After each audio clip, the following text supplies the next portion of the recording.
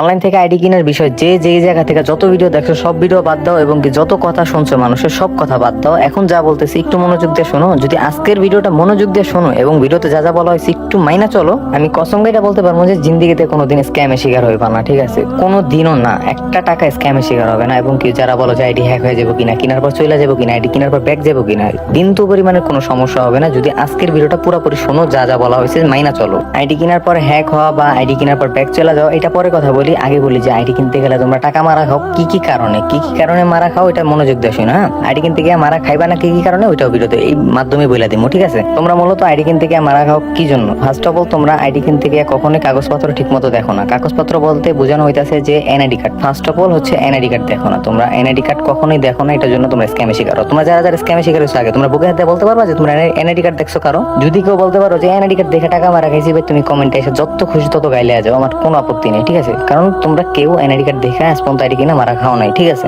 তো সেকেন্ড কথা হচ্ছে তোমরা কি করো, কি ভুলটা করো, ট্রেড লাইসেন্স দেখো না। ট্রেড লাইসেন্স কোনটা? ট্রেড লাইসেন্স হচ্ছে একটা সেলারের মাথা। একটা সেলারের মাথা বলতে একটা সেলারের সর্বোচ্চ সম্মান সবকিছু একটা ট্রেড লাইসেন্সের মধ্যে। যেমন হচ্ছে তুমি ট্রেড লাইসেন্স কখন পাইবা, একজন সেলার কখন পায়? যখন তিনি থানায় যায় আবেদন করে, একজন ব্যবসায়ী যে কোনো টপিকে, যেমন অনলাইনে যারা আমরা আবেদন করি ই বিজনেস নিয়ে, মানে আমি বিজনেস উপলক্ষে আবেদন করি, যখন এই ট্রেড লাইসেন্সটার জন্য আমরা আবেদন করি তখন আমাদের ব্যবসাটা যখন থানায় যায়, তাই না? রিপোর্টটা তো আমরা থানায় দিই, মানে আমরা যে ট্রেড লাইসেন্স আবেদন করি থানায় জমা দিই, তাই না? তখন থানা থেকে আমাদের ব্যবসাটা পর্যবেক্ষণ করা হয় এবং আমার ব্যবসা নিয়ে রিসার্চ করা হয় যে আমাদের ব্যবসার মধ্যে কোনো প্রকার দুর্নীতি, স্ক্যাম, বাটপারি এসব কিছু আছে কিনা, ঠিক আছে? তখন যদি দেখে যে না কোনো প্রকার স্ক্যাম, দুর্নীতি, বাটপারি এগুলো নাই, তখন কিন্তু একজন সেলার ট্রেড লাইসেন্স পায়, ঠিক আছে? যেমন আমার নিজেরও কিন্তু ট্রেড লাইসেন্স আছে, ঠিক আছে? ট্রেড লাইসেন্সটা তখনই পাই, ঠিক আছে? এতটুকু তো বুঝতে পারছো যে ট্রেড লাইসেন্সটা দেখতে হবে। ট্রেড লাইসেন্স আছে মানে সেলার 100% ট্রাস্টেড, ঠিক আছে? তৃতীয় কথা হইতাছে যে তোমরা আইডি কিনতে গিয়ে মারা খাও, সেলারের সাথে বেদবি করো, সব থেকে মেন এবং বড় কারণ। আচ্ছা তুমি ধরো আমি যদি তোমার কাছ থেকে টাকা কিনতে গেতাম, হ্যাঁ তোমার কথাই বলতেছি, তুমি